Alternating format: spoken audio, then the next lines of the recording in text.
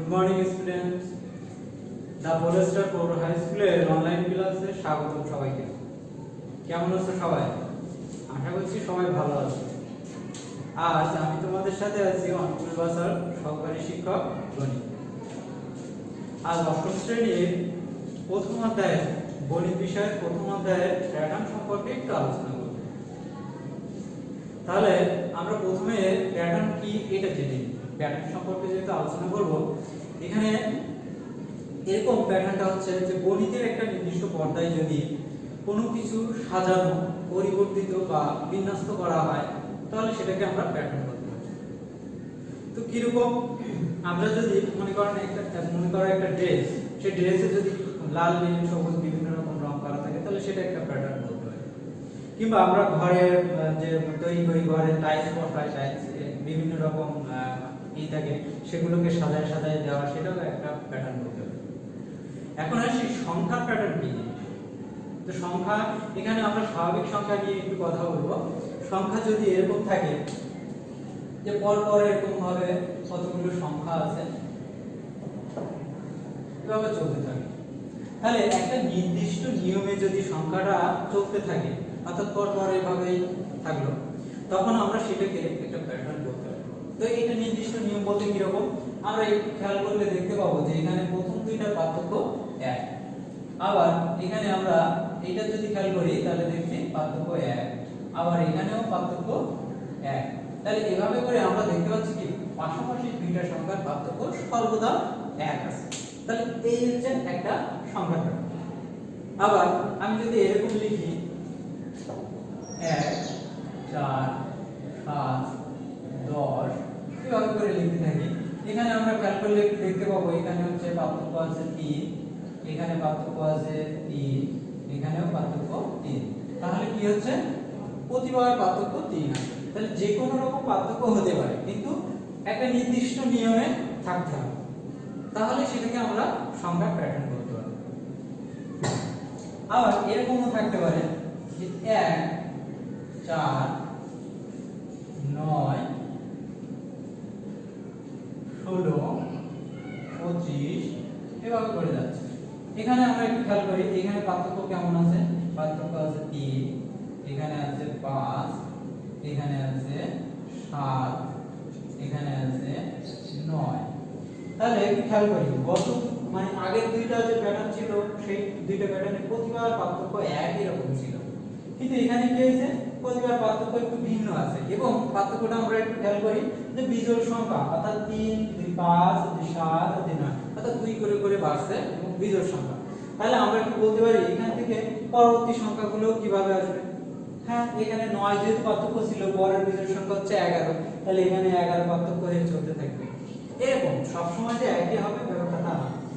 এই প্যাটার্নটাকে আমরা আরো একটু অন্যভাবে লিখতে পারি। কিরকম, এটাকে আমি লিখতে পারি 1 এর বর্গ, আবার এটাকে লিখতে পারি 2 এর বর্গ, এটা 3 এর বর্গ, এটা 4 এর বর্গ, আবার এটা হচ্ছে 5 এর বর্গ।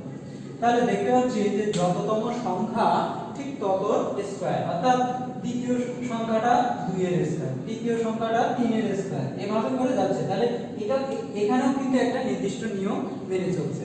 তাহলে এটাকেও আমরা একটা সংখ্যার প্যাটার্ন বলতে পারি।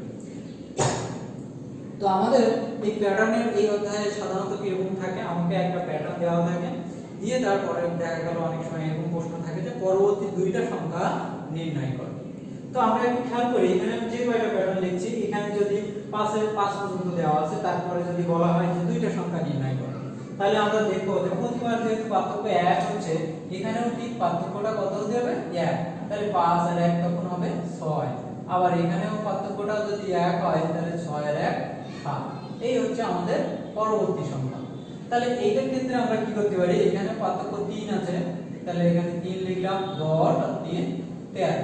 এই হচ্ছে আমার পরবর্তী সংখ্যা। এবং 13 এর সাথে আবার 3 পার্থক্য হলে তখন যোগ করলে হবে হচ্ছে 16। এই হচ্ছে পরবর্তী দুইটা সংখ্যা। তাহলে এটার ক্ষেত্রে কি হতে পারে, আমরা এখানে দুইটা নিয়ম লিখছি, একটা হলো বিজোড় সংখ্যার নিয়মে, অর্থাৎ 9 ছিল, এরপরে হচ্ছে 9 এর পরে বিজোড় সংখ্যা আছে 11। তাহলে 11 যদি পার্থক্য হয়ে থাকে, এখানে 25 আর 11 কত এখানে হবে হচ্ছে 36। এই হচ্ছে পরবর্তী একটা সংখ্যা আসলো। 11 এর পরে আছে হচ্ছে 13। আমরা যদি 13 এখানে ই করি তাহলে কত হবে? পরবর্তী সংখ্যা হবে হচ্ছে 49 এবং ঠিক আমি নিচে যে নিয়মটা লিখছিলাম যে দুইটা নিয়ম, এখানে 6 কে লিখতে পারি মানে 36 কে লিখতে পারি 6 এর স্কয়ার, 49 কে লিখতে পারি 7 এর স্কয়ার। এভাবে করে আমার যততম সংখ্যা বের করতে হবে আমি পারবো।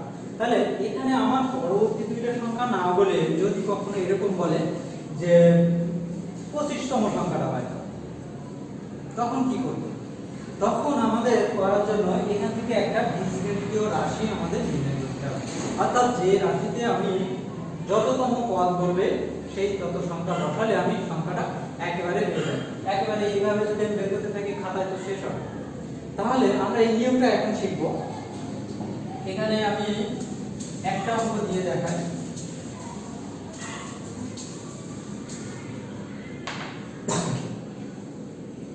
ছয়, 11, 16,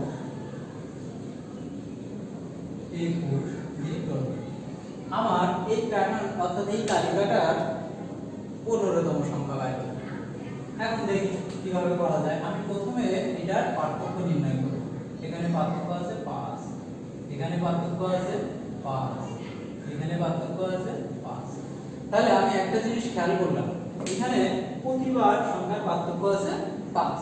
তাহলে আমি প্রথম সংখ্যাটাকে এভাবে লিখতে পারি যে প্রথম সংখ্যাটি কত আছে 6। আমি 6 কে এমন ভাবে তৈরি করব যে এখানে যে পার্থক্যটা পেয়েছি এই পার্থক্যর গুণিতক হোক ভাগ হোক যেভাবে হোক পার্থক্যের সাথে একটা সম্পর্ক তৈরি করব। অর্থাৎ 6 কে লেখা যায় যে 5 গুণ 1 যোগ 1, অর্থাৎ 5 কে 5 তার সাথে আবার 1 যোগ দিলে আমার 6 হয়ে যাবে। তাহলে এখানে আমরা দ্বিতীয় সংখ্যাটা একটু দেখি। দ্বিতীয় সংখ্যাটি সমান 11। এখানে আমি লিখতে পারি 5 অর্থাৎ যে পার্থক্যটা ছিল গুণ দ্বিতীয় সংখ্যা তাই 2, তাহলে 5 গুণ 10 আবার তার সাথে 1 যোগ দিলে 11। এর পরেরটা দেখি। তৃতীয় সংখ্যাটি কত আছে 16। এখানে 5 গুণ 3 যোগ 1। চতুর্থ সংখ্যা কত আছে 21, তাহলে 5 গুণ 4 যোগ 1। তাহলে আমার এখানে যে নির্দিষ্ট নিয়ম ছিল অর্থাৎ প্রতিবার 5 এর গুণিতক হচ্ছে এবং 1 করে যোগ করতে হচ্ছে এবং যততম সংখ্যা আমার তত করে গুণ করতে হচ্ছে। তাহলে এইভাবে এইখানে পার্থক্যটা কত আমি আগে খেয়াল করব এবং তার সাথে সংখ্যাগুলোর একটা সম্পর্ক তৈরি করব। কখনো +1 বা +2 বা +3 এরকম একই রকম সংখ্যা আমার আসতে পারে, কিংবা -1 -1 -1 এরকমও আসতে পারে। তো এইটা আমরা সবসময় খেয়াল রাখবো যে পার্থক্য যত হবে তার সাথে একটা সম্পর্ক এখানে অবশ্যই তৈরি হবে। তাহলে আমি একটা জিনিস খেয়াল করলাম যে প্রথম সংখ্যায় এখানে 1, দ্বিতীয় সংখ্যায় 2, তৃতীয় সংখ্যায় 3, চতুর্থ সংখ্যায় 4। তাহলে আমি যদি কতম সংখ্যা বের করতে চাই যে কতম অর্থাৎ সেটা যতই হোক কতম সংখ্যাটি কত হবে তখন এখানে 5 গুণ, তাহলে যেখানে পরিবর্তন হচ্ছে সেখানে আমি ক দিলাম যোগ 1। তাহলে আমি কি পেলাম 5 ক যোগ 1। এখন আমি প্রথমে বলেছিলাম যে 15তম সংখ্যা বের করতে চাই। তাহলে ক এর জায়গায় এখন যদি আমরা 15 বসাই অর্থাৎ 15তম সংখ্যা, 15তম সংখ্যাটি কত হবে আমি ওই ক এর জায়গায় দিলাম 15 যোগ 1। তাহলে কত হবে 75 যোগ 1 অর্থাৎ 76। এই হচ্ছে আমার 15তম সংখ্যা। এখন যদি কেউ আমাকে বলে যে 100তম সংখ্যা বের করো, তো আমি কয়ের জায়গায় 100 বসালেই আমি সংখ্যাটা পেয়ে যাব। অর্থাৎ যততম সংখ্যাই বলুক না কেন তাহলে আমি বের করতে পারবো। তাহলে আমার প্রধান টার্গেট ছিল কি একটা বীজগণিতীয় রাশি নির্ণয়, অর্থাৎ কতম সংখ্যাটা কত হবে সেটা। তাহলে এটা আমরা এখান থেকে দেখলাম। এভাবে আমরা এরকম যত প্যাটার্ন মানে যত তালিকার সংখ্যা থাকবে আমরা সব জায়গায় কিন্তু এরকম ধরনের পার্থক্য বের করে করতে পারি। আমরা যদি আরো একটা দেখি,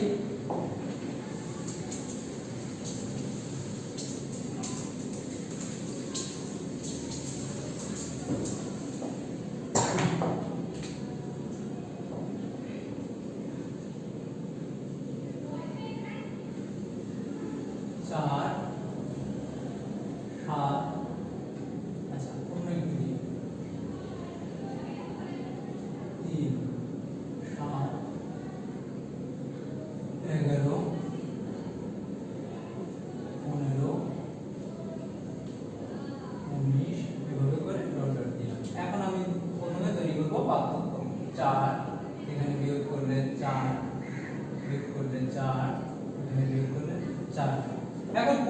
আমি দেখলাম পার্থক্য। তাহলে আগের মতো আমি যদি একটু চিন্তা করি যে এখানে 3 আছে, তাহলে পার্থক্য আমার 4, তার সাথে প্রথম সংখ্যা তাই 1 গুণ 4 একে 4।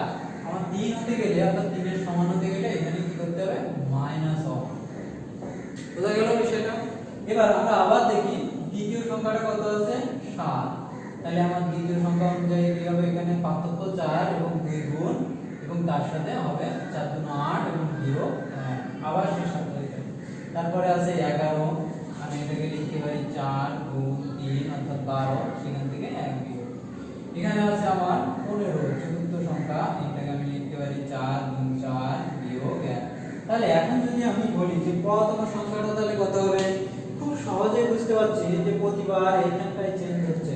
তাহলে আমরা তখন এখানে লিখব 4 গুণ ক বিয়োগ 1 সমান 4 ক বিয়োগ 1। এই আমার সেই বীজগণিতীয় রাশি। এখন যদি আমাকে বলে যে 50তম সংখ্যাটি বার করো, তাহলে আমি তখন কি লিখব যে 50তম সংখ্যা 4 গুণ 50 বিয়োগ 1। তাহলে 4 5 20, 0 200, 1 বিয়োগ হলো তাহলে 199। এই আমি 50তম সংখ্যাটা বার করলাম। তাহলে এখানে আমরা বীজগণিতীয় রাশি নির্ণয় শিখলাম এবং তার কততম সংখ্যা বের করতে বলবে সেটা শিখলাম। এখানে আমাদের আরো একটা বিষয় আছে যে কোনো সংখ্যাকে যদি দুইটা বর্গের রাশি মানে সমষ্টি রূপে প্রকাশ করতে বলে তখন আমরা কিভাবে করব।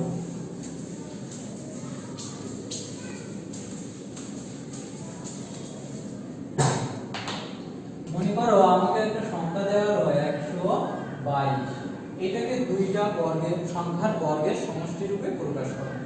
তাহলে আমি এটা চিন্তা করব যে এর সাথে কত কত বর্গ সংখ্যা যায়। যে আমি জানি যে এটাকে আমি এইভাবে ভেঙে লিখতে পারি 1 যোগ 121। 1 কে লেখা যায় 1 এর বর্গ আর 121 কে লেখা যায় 11 এর বর্গ। তাহলে এই যে দুটো সংখ্যার বর্গ সমষ্টি রূপে প্রকাশ হয়ে গেল।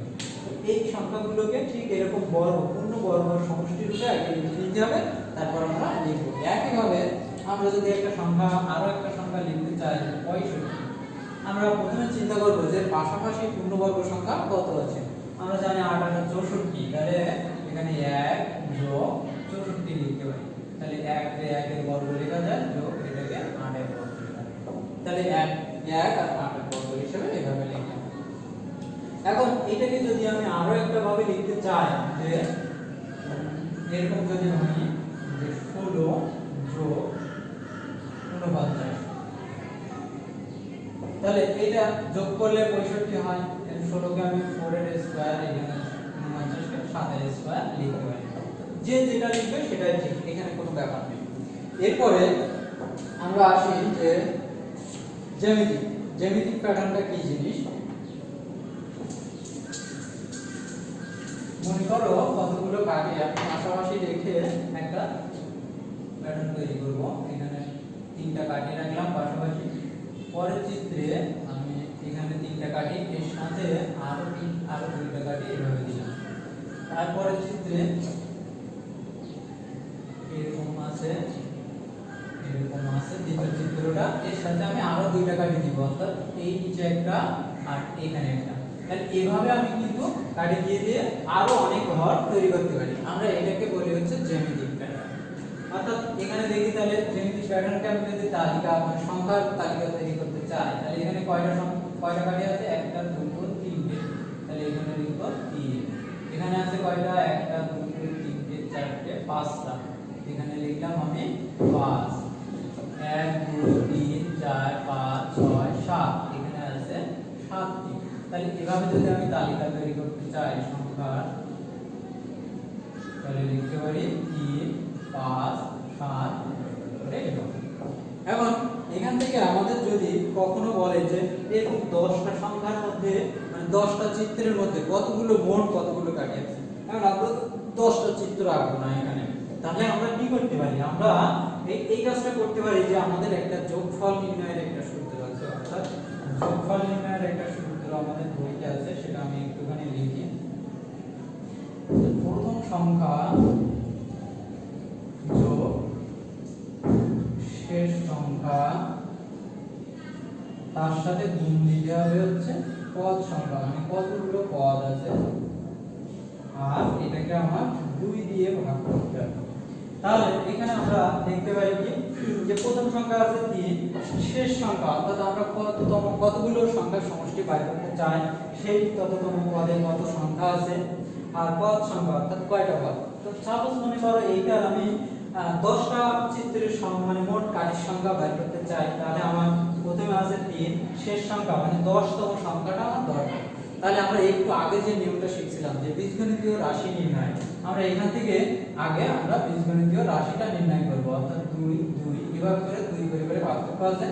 তাহলে নিয়ম অনুযায়ী আমি এখানে একটু সংক্ষেপে লিখি যে 3 কে লিখতে পারি 2 গুণ 1 যোগ 1, 5 কে লিখতে পারি 2 গুণ 2 যোগ 1, 7 কে লিখতে পারি 2 গুণ 3 যোগ 1 এভাবে। তাহলে আমার বীজগণিতীয় রাশি যেটা আছে সেটা কি আসবে 2 গুণ ক যোগ 1। আমি 10তম সংখ্যা বের করতে চাই, তাহলে 2 গুণ 10 যোগ 1 সমান কত হবে 20 আর 1 21। তাহলে আমরা শেষ সংখ্যাটা পেলাম 21। তাহলে আমি এখন যদি এখানে মান বসাই যে প্রথম সংখ্যা 3 যোগ শেষ সংখ্যা আছে 21 ব্র্যাকেটে থাকলো পদ সংখ্যা অর্থাৎ 10টা চিত্রের আমি কাঠির সংখ্যা বের করব, তাই 10 এখানে 2। তাহলে এটা যোগ করি হবে হচ্ছে 24 গুণ এই 2 দিয়ে যদি 10 কে কাটা হয় তাহলে 5 এখানে হবে 120। তাহলে আমি এখান থেকে বলে দিতে পারি যে 10টা চিত্রে টোটাল কাঠির সংখ্যা আসবে হচ্ছে আমার 120। তাহলে এই আমাদের আজকের শেখা মানে প্রথমে আমরা শিখলাম যে একটা সংখ্যা মানে প্যাটার্ন কি জিনিস, সেখান থেকে শিখলাম যে কিভাবে তার পদ সংখ্যা নির্ণয় করতে হয়, পরবর্তী সংখ্যাগুলো কিভাবে নির্ণয় করতে হয়, বীজগণিতীয় রাশি কিভাবে নির্ণয় করতে হয়, আর এখানে শেষ পর্যায়ে শিখলাম যে যোগফল নির্ণয় করা অর্থাৎ কতগুলো সংখ্যার যোগফল নির্ণয়। এখানে আরো একটি বিষয় আছে, আমি লাস্ট কথাটা বলে দিব যে ফিবোনাচি সংখ্যা। এই সংখ্যাটা এই প্যাটার্নটা আসলে কি জিনিস বা সংখ্যাটা কি জিনিস একটু দেখি। প্রথমে আমি লিখলাম 0 1 1 2 3 5 8 এখানে হচ্ছে 13 এভাবে করে পাবে। তো এখানে আমি যদি পার্থক্য দেখি তাহলে সেই ক্ষেত্রে প্রত্যেকটা একই রকম হবে না। ফিবোনাচি সংখ্যাটা হচ্ছে যে কোনো সংখ্যা তার পূর্ববর্তী দুটো সংখ্যার যোগফলের সমান। অর্থাৎ এখানে আমি যদি দেখি যে এই যে 1 আছে, 1 হচ্ছে 1 আর 0 যোগফল হচ্ছে 1। আবার এই দুইটা দেখো 2 এর আগের পদ আছে 1 এবং 1, এই দুটো যোগ করে 2। আবার এই 3 এই দুইটা যোগ করে হইছে 3, 5 হইছে এই দুইটা যোগ করে 3 আর 2 5, আবার 8 হইছে 5 আর 3 8। এভাবে করে অর্থাৎ যে কোনো পদ তার পূর্ববর্তী দুটো পদের যোগফলের সমান হলে তাকে আমরা ফিবোনাচি সংখ্যা বলতে পারি এখানে। তো আজকে এই পর্যন্তই, আমি একটি ভাষার কাজ দিয়ে এখানে আমি আজকের মতো শেষ করব।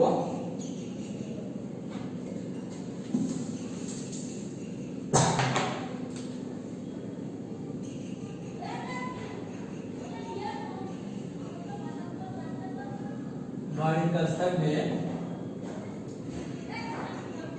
130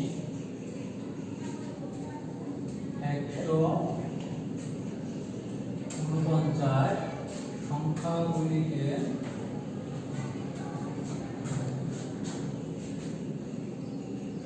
দুইটি পূর্ণ সংখ্যার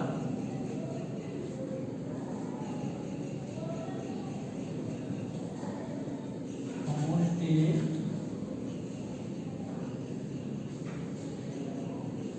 রূপে প্রকাশ করে।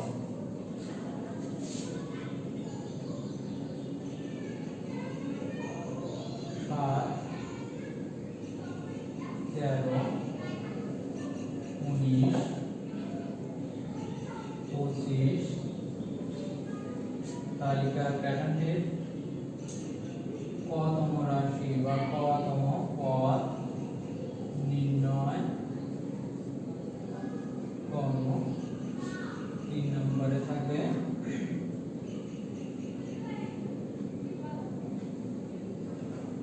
4 9 14 19 24 তালিকার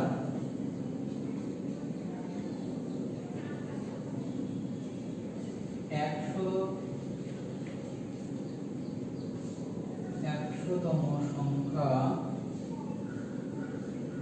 নির্ণয় করে মোট সংখ্যা নির্ণয় করো।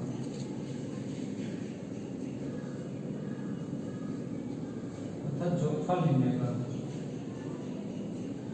তাহলে আজকে এই পর্যন্তই। সবাই ভালো থাকো, সুস্থ থাকো। ধন্যবাদ সবাইকে।